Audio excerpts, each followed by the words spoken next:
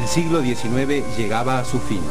Los avances científicos y los descubrimientos aseguraban que el nuevo siglo XX sería de paz y prosperidad para todos. Para confirmarlo, en 1900 nació la Exposición Universal de París.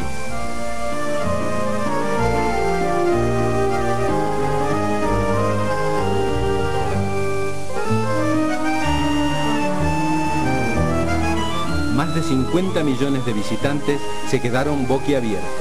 La sorprendente cinta móvil que los transportaba al interior de la exposición era la prueba de que el nuevo siglo avanzaba incesante y orgulloso. Cada país lo reafirmaba con las maravillas que exhibía en su respectivo pabellón.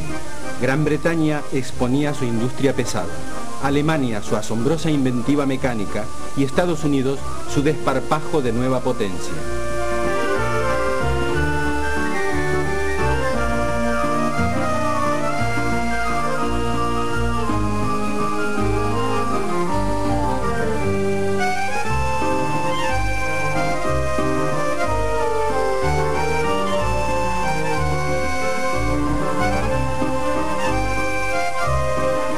El auspicioso futuro se conjugaba en el templo de la energía, donde chisporroteaban todos los insólitos caprichos de la electricidad.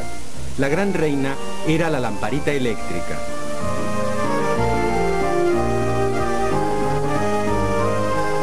Por algo, París se convirtió en la ciudad luz. A orillas del Sena hasta nació un vals cuyo título no podía ser otro que el Vals de las Luces.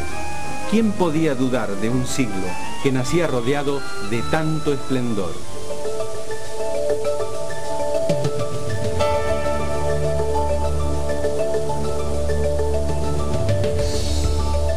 Los argentinos recibieron con grandes pompas al presidente brasileño Campos Salles. En esa oportunidad se filmaron estas históricas imágenes del primer noticiero argentino. El gobierno decretó 3 días de feriado para que nadie dudase de que el país, rico y pujante, sabía ser magnánimo con los suyos y hospitalario con los de afuera. El general Julio A. Roca, reelegido presidente en 1898, era todo una garantía. En el siglo pasado, en una hazaña controvertida pero ya lejana, su campaña al desierto había limpiado la pampa húmeda de indios y gauchos matreros. La Argentina sería el granero del mundo. En los primeros tramos del siglo XX, la producción de trigo habría de quintuplicarse. La mitad de la misma iría a la exportación. Todo hablaba de un progreso creciente, ordenado y además divertido. En 1901, en la primera carrera automovilística argentina, con un locomóvil a vapor, triunfaba Marcelo T. de Alvear, quien 21 años después sería presidente.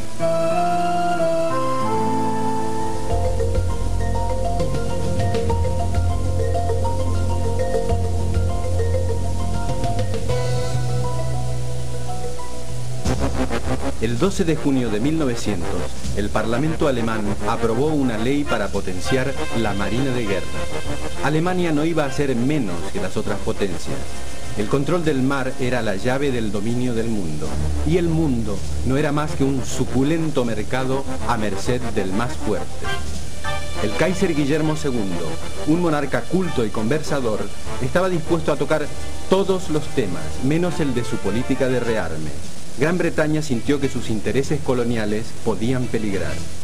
El pueblo alemán cerraba filas alrededor del trono, mientras el pabellón del Reich comenzaba a pasearse por los mares.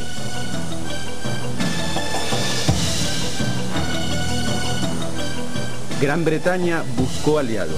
En 1904, Francia le haría un guiño y formaría con Londres la llamada Entente Cordial, nombre demasiado gracioso para lo que de hecho era una alianza militar para una eventual guerra. Gran Bretaña construyó el Dreadnought, un barco de guerra con una capacidad destructiva hasta entonces nunca vista. Pero esta demostración de fuerza no detuvo la carrera armamentística. Al contrario, un último intento de Londres y Berlín por frenarla terminó en el más rotundo fracaso. Los diplomáticos igual siguieron hablando de paz, pero los cañones no apuntaban en vano.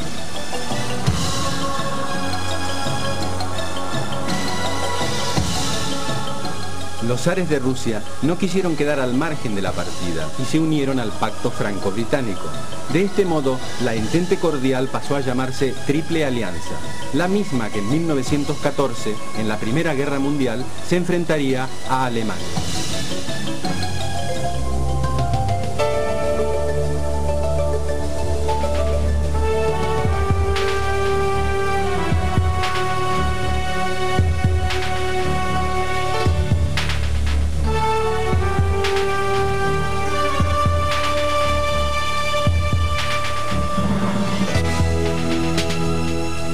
El 21 de mayo de 1900, en el marco de la Exposición Universal de París, se inauguraron los segundos Juegos Olímpicos. En 1894, el francés Pierre de Coubertin había fundado el Comité Olímpico Internacional. Como en la antigua Grecia, los atletas de todo el mundo se reunirían cada 4 años para fomentar la paz entre los pueblos. En 1896, el Comité Olímpico, con Coubertin como secretario general, ya había organizado en Atenas los primeros Juegos Olímpicos. Más de 1.300 atletas habían competido en 18 disciplinas deportivas.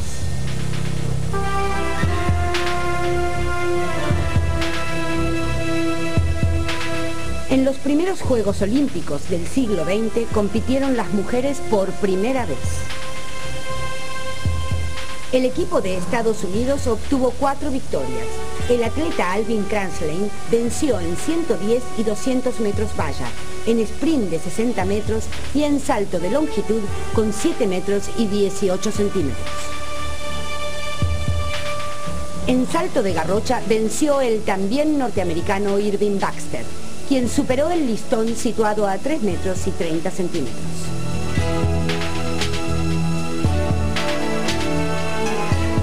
En lanzamiento de disco, el triunfo fue para Rudolf Bauer, del Club Forma de Budapest, con 36 metros y 4 centímetros.